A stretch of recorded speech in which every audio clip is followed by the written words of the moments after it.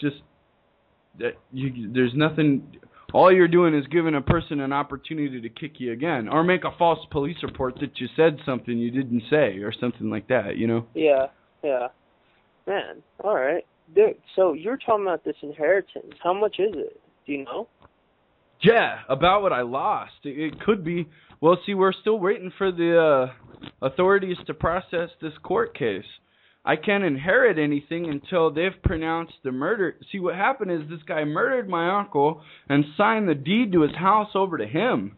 So the house is in his name right now.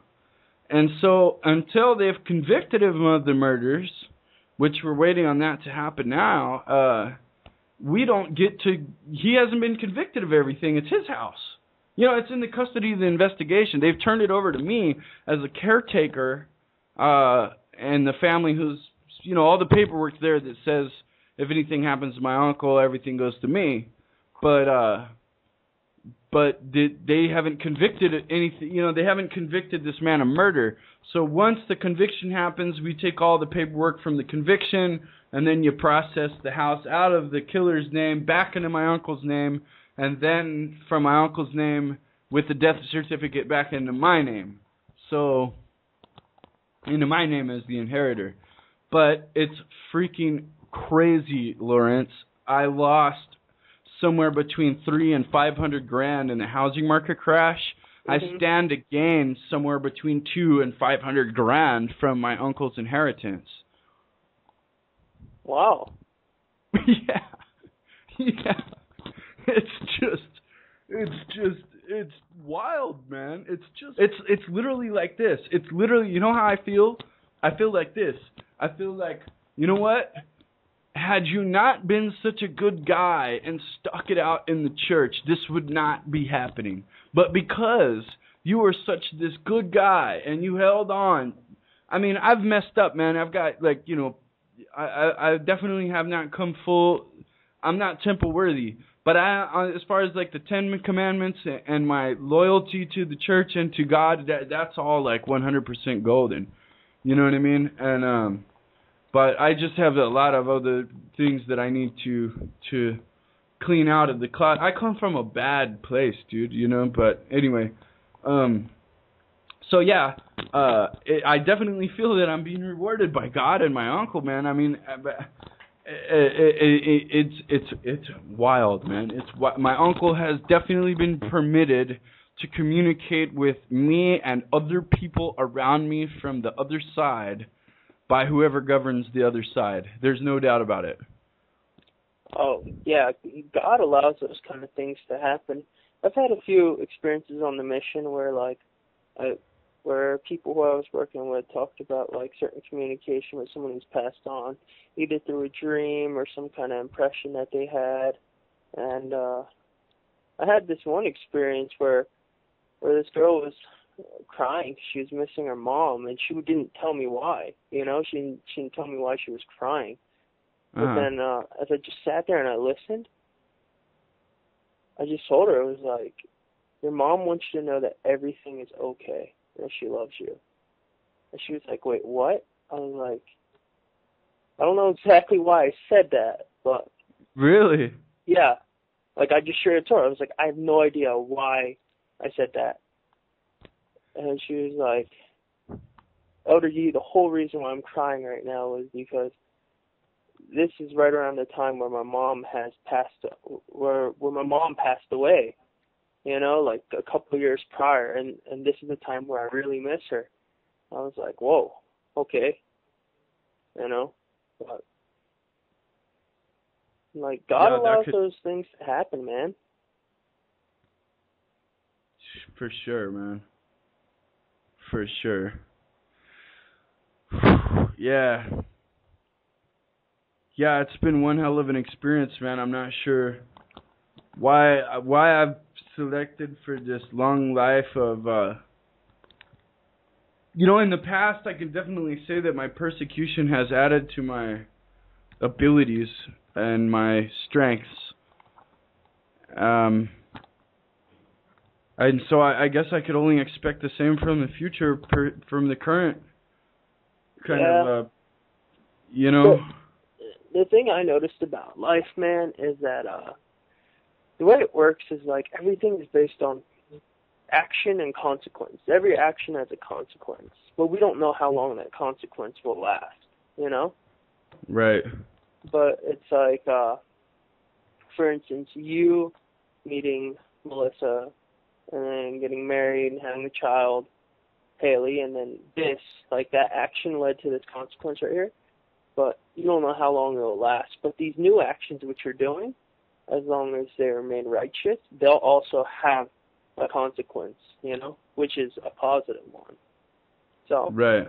You know, that's why I always just tell people, it's like, do good and be good. Just try your best daily to be good. And, totally, man. And blessings will come your way. Totally, man. And I tell you, man, down here, a ton of Americans down here, number one, but they're filthy, man. They rip each other off. They badmouth each other. They steal. They're willing to steal from the people here, and the people here are very willing to steal from them. There's a lot of, like, there's just a ton of theft down here. The population here almost is in love with theft more than they're in love with anything else.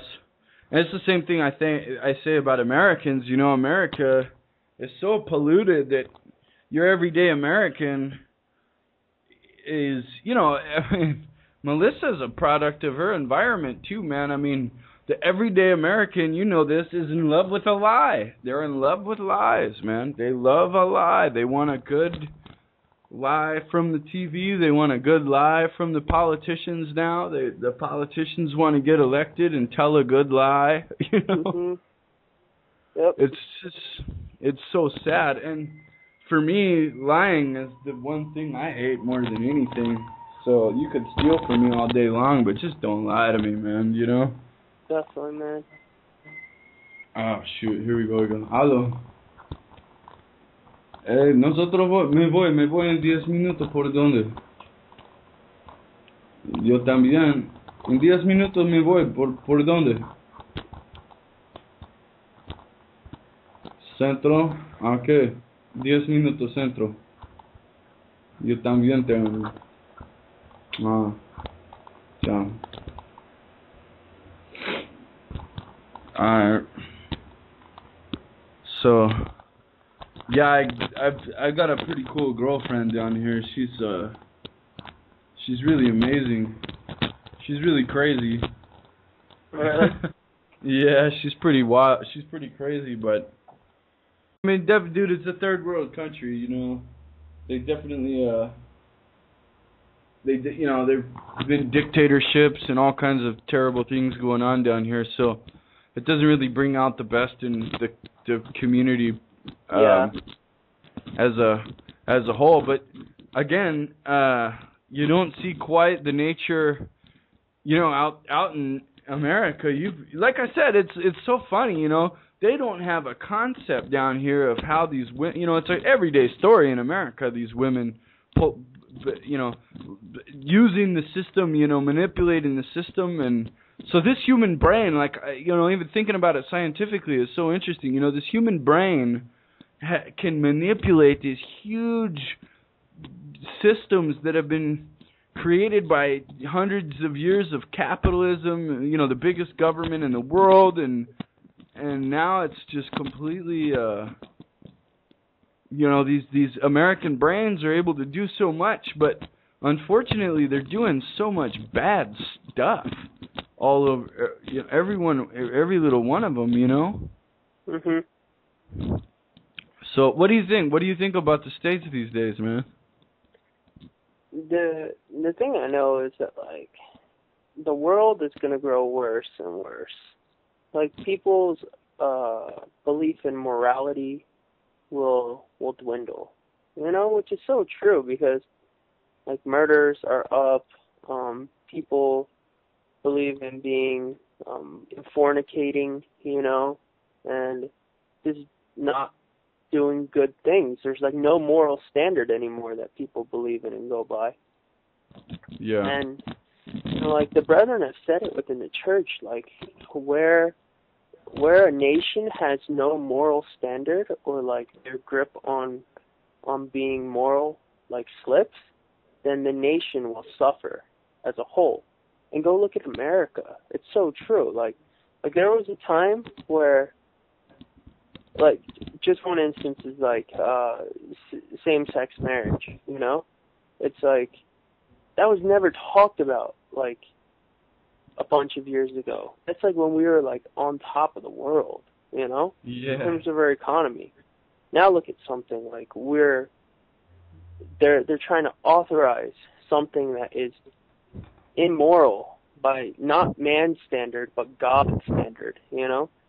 And like the Book of Mormon, it teaches us that this land, the American continent, was a land that was protected and it was preserved, and it is a blessed, and it is and it's called the Promised Land, you know? Yeah. Like, so what do you think is gonna happen, man? Dude, I honestly think that like. So there's like what's called the pride cycle within the Book of Mormon, where like, you know, the Nephites, you know, they'll be doing good and they'll be repenting and they'll be praying, but then they become like wealthy and then they become prideful and then they become humbled, you know, and then it's when they're humbled that they repent again, and it's just like this cycle that just goes on, and it eventually leads to the destruction of their people. And I think that's what's going to happen, like, just with the American continent. Like, their people are being compelled to be humble right now. You know? Like, yeah, America totally.